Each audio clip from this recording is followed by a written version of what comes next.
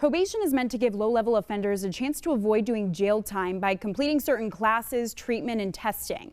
But with private agencies directly profiting off of these requirements, many believe they're taking advantage of the system. As soon as they go in the door, their best interest is left behind. In Utah, thousands of people are currently on probation. It's how many of our classes can we get you in?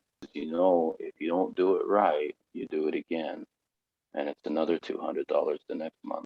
With more low-level offenders being sent to private probation providers, concerns are growing over whether they have their best interest in mind. I remember when I was doing my first appointment with them, I was paying, and a lady was next to me, and she said in front of them, this place is a joke, and they're going to keep you here for as long as possible. We all know, those of us that work in the system, that there are certain agencies that they just continue to keep people in their system. It's a revolving door. That system defense attorney Greg Skordas references was born out of necessity. Back in 1990, lawmakers passed the Private Probation Provider Licensing Act to ease the strain on the overwhelmed state-run agency.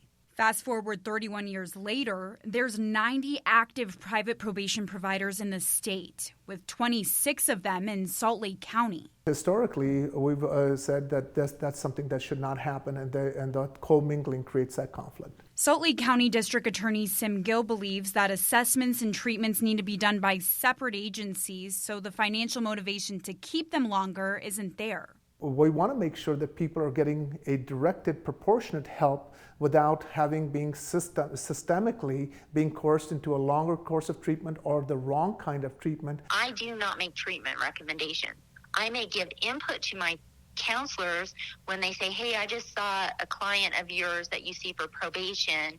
They say they've never had a criminal charge. They say they've never done education. And they say that there's not an issue. And I say, whoa, are you serious?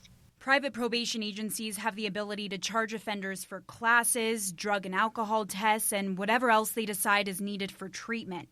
And if they're unable to pay, the probation officer could issue a violation and the offender could end up in jail. I remember hearing from some people saying that they've been threatened, that they have been coerced, saying that if you don't pay up, that I'm going to send a negative report. But an owner of one of the 26 private probation agencies in Salt Lake County says the financial obligation helps hold them accountable. If they know they have to pay me $30 and they know that I will do case management services with them for that $30 appointment, they come prepared asking for help. While these for-profit agencies rely on fees to bring in revenue, other probation services funded by the county don't have that problem. We have a monthly probation fee of $15. If somebody can't afford to pay that, we'll work with them. We can reduce it to $10, $5, or $0.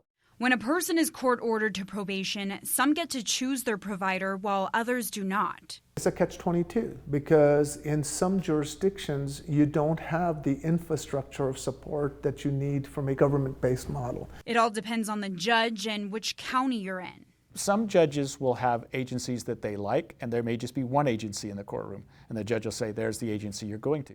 Several probationers say there needs to be more transparency in what their options are. These people make you feel like you have to be there, and for me, it prolonged my stay in the court system because I had to choose between getting finished with them or working because they made it impossible for me to do both. There should be a way for them to be able to raise those alarms without consequences to them. And until the assessments and treatments are kept separate, he believes probationers will continue staying in the system. We are constantly using taxpayer dollars to solve a problem which we're helping create by our own inaction. Who's benefiting from overtreatment? I would argue that it's not the community, it's the treatment providers. And that's coming from me that owns a treatment center. Oscar Mata is one of the people who worked with Representative Shurtleff on House Bill 55 before she died. The bill, which would prevent private providers from doing court-ordered assessments and treatments, stalled in a House committee. Some of its supporters are hoping another lawmaker will pick it up. And I don't care who you are. Everyone makes mistakes. No one should be exploited for monetary gain because of that mistake. If the courts and the legislature could say, look, we're going to regulate what you do. And some owners agree that more rules are needed. I know people are being taken advantage of.